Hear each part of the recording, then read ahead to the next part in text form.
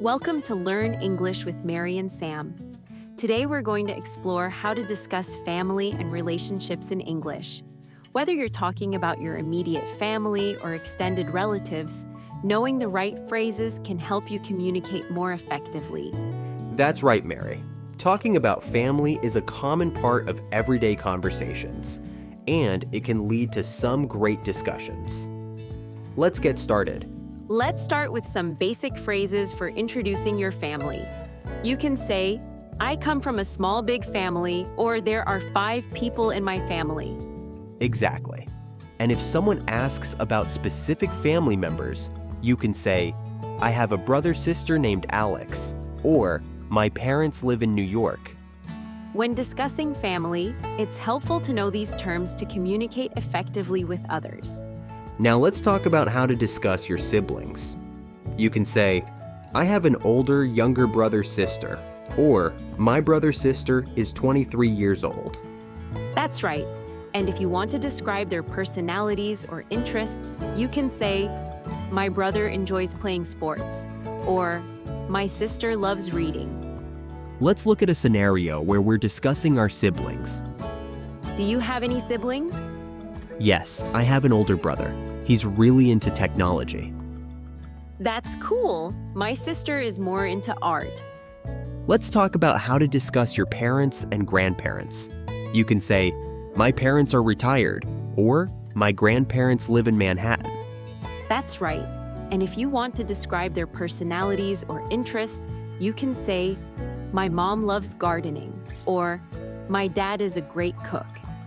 Let's practice using these phrases in a conversation. For instance, you could say, my grandparents are very kind and always help me with my homework. Now let's discuss how to talk about your extended family. You can say, I have a lot of cousins, or my aunt/uncle lives in New Jersey. Exactly. And if you want to describe their relationships or interactions, you can say, my cousins and I are very close, or my aunt is like a second mom to me. Let's look at a scenario where we're discussing our extended family. Do you have any cousins? Yes, I have several cousins. We always have a big family reunion during the holidays. That sounds fun. I love spending time with my extended family. Let's explore some phrases for discussing relationships within your family. You can say, my brother and I are very close, or my sister and I have different views. That's right. And if you want to describe the dynamics of your family relationships, you can say, we always have family dinners together, or we don't see each other often, but we stay in touch. Let's practice using these phrases in a conversation. For example, you could say, my family is very supportive. We always help each other out. When discussing family and relationships, cultural context is important. In some cultures, family ties are very strong, while in others, they may be more casual. That's right.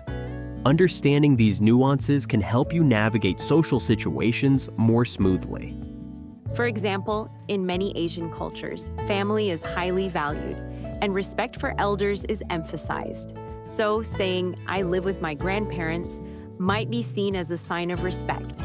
Exactly. And in some Western cultures, independence from family is often encouraged, so saying I live alone might be more common. One common mistake is using expressions that might give the wrong impression. For example, saying my family is very big might not be clear without context. Exactly. Instead, you could say, I come from a large family, or I have many siblings. When talking about family and relationships, remember to use possessive adjectives like my, your, or their. For example, my brother is a doctor, or their parents are very supportive. That's right. And don't forget to use comparative adjectives if you're describing differences between family members. For instance, my brother is older than me, or my sister is more outgoing than I am. Now, let's get interactive. We want to hear from you. What's your favorite family activity? Share your thoughts in the comments below. That's right. And if you have any questions about discussing family and relationships, Feel free to ask. We'll also give you a quick quiz. Can you think of a situation where you would use the phrase, "My family is very supportive"? You might say, "My family is very supportive," if someone asks about your family dynamics. Exactly. For example, my family is very supportive. We always help each other out. Let's do another role play to practice discussing family and relationships. Imagine you're at a social gathering and someone asks you about your family. So, do you have any siblings? Yes, I have a younger sister. She's studying abroad right now. That's exciting. What does she study? Another scenario could be discussing family traditions. You might say, "We always have a big dinner on holidays," or "My family loves going on vacations together." That's a great idea. Let's explore these phrases in different contexts. For instance, you could say, "My family is very close. We always spend holidays together." Let's do another role play. Imagine you're introducing your family to someone new. This is my brother, John. He's a software engineer. Nice to meet you. And this is my sister, Emily. She's a student. Hi, it's great to meet you both. When discussing family and relationships, it's interesting to note cultural differences. In some cultures, like Africa, extended family plays a significant role, while in others, like Europe, nuclear families are more common. That's right. Understanding these differences can help you connect better with people from different backgrounds. For example, in many Asian cultures, respect for elders is deeply ingrained, which affects family dynamics. Exactly. And in some Latin American cultures, family gatherings are very lively and frequent. Let's explore more cultural insights. In some Middle Eastern countries, family honor is highly valued, which influences family relationships. That's right. And in many Western cultures, personal independence is encouraged, which can affect family dynamics. Understanding these cultural nuances can help you navigate social situations more smoothly. Today, we covered a range of expressions for discussing family and relationships, from basic to advanced. Remember, using the right phrases can help you communicate more clearly and effectively. That's right.